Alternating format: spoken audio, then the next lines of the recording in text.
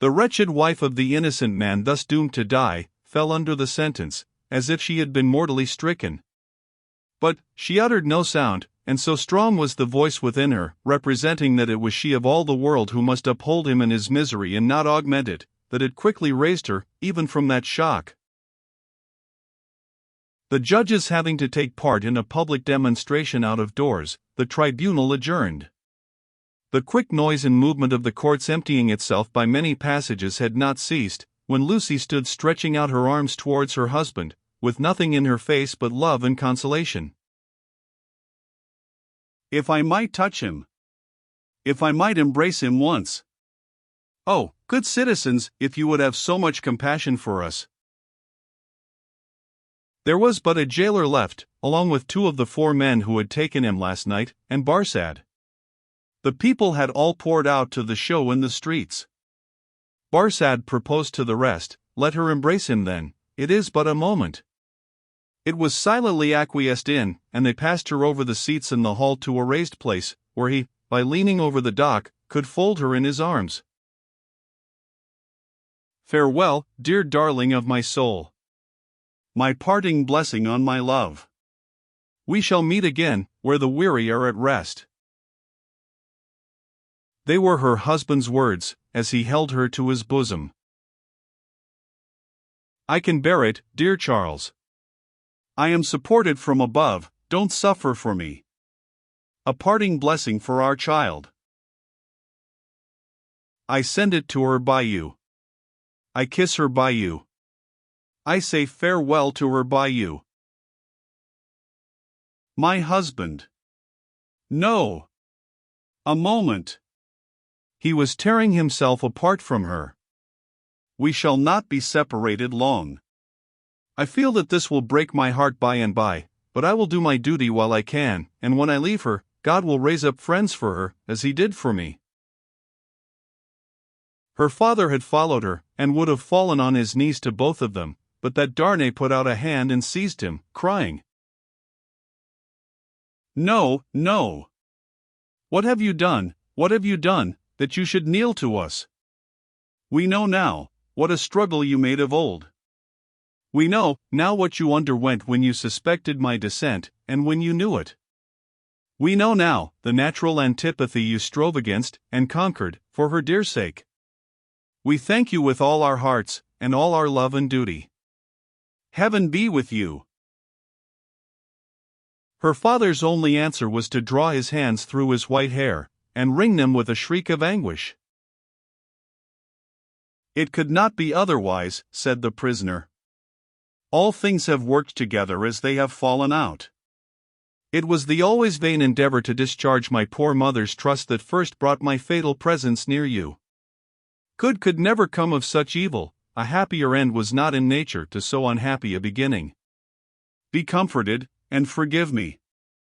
Heaven bless you." As he was drawn away, his wife released him, and stood looking after him with her hands touching one another in the attitude of prayer, and with a radiant look upon her face, in which there was even a comforting smile. As he went out at the prisoner's door, she turned, laid her head lovingly on her father's breast, tried to speak to him, and fell at his feet. 0686M Original. Then, issuing from the obscure corner from which he had never moved, Sidney Carton came and took her up. Only her father and Mr. Lorry were with her. His arm trembled as it raised her and supported her head. Yet, there was an air about him that was not all of pity, that had a flush of pride in it. "Shall I take her to a coach? I shall never feel her weight." He carried her lightly to the door, and laid her tenderly down in a coach. Her father and their old friend got into it, and he took his seat beside the driver. When they arrived at the gateway where he had paused in the dark not many hours before, to picture to himself on which of the rough stones of the street her feet had trodden, he lifted her again, and carried her up the staircase to their rooms. There, he laid her down on a couch, where her child and Miss Pross wept over her. Don't recall her to herself, he said, softly, to the latter, she is better so. Don't revive her to consciousness, while she only faints. Oh, Carton, Carton, dear Carton, cried little Lucy, springing up and throwing her arms passionately round him, in a burst of grief. Now that you have come, I think you will do something to help Mamma, something to save Papa. Oh, look at her, dear Carton. Can you, of all the people who love her, bear to see her so? He bent over the child, and laid her blooming cheek against his face. He put her gently from him, and looked at her unconscious mother. Before I go, he said, and paused, I may kiss her? It was remembered afterwards that when he bent down and touched her face with his lips, he murmured some words. The child, who was nearest to him, told them afterwards, and told her grandchildren when she was a handsome old lady, that she heard him say, "A life you love." When he had gone out into the next room, he turned suddenly on Mr. Lorry and her father, who were following, and said to the latter, "You had great influence but yesterday, Dr. Manette, let it at least be tried. These judges, and all the men in power, are very friendly to you, and very recognizant of your services, are they not?" Nothing connected with Charles was concealed from me. I had the strongest assurances that I should save him, and I did. He returned the answer in great trouble, and very slowly. Try them again. The hours between this and tomorrow afternoon are few and short, but try. I intend to try. I will not rest a moment. That's well. I have known such energy as yours do great things before now, though never, he added, with a smile and a sigh together, such great things as this. But try. Of little worth as life is when we misuse it, it is worth that effort. It would cost nothing to lay down if it were not.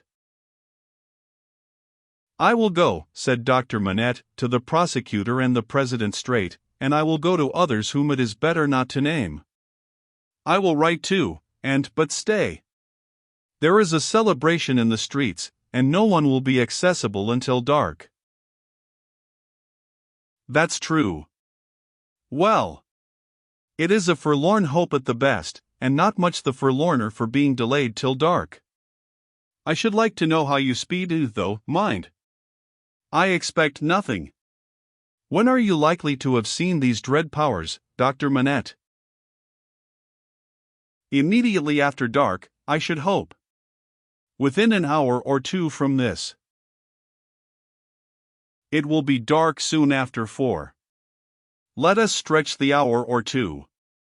If I go to Mr. Lorry's at 9, shall I hear what you have done, either from our friend or from yourself? Yes. May you prosper.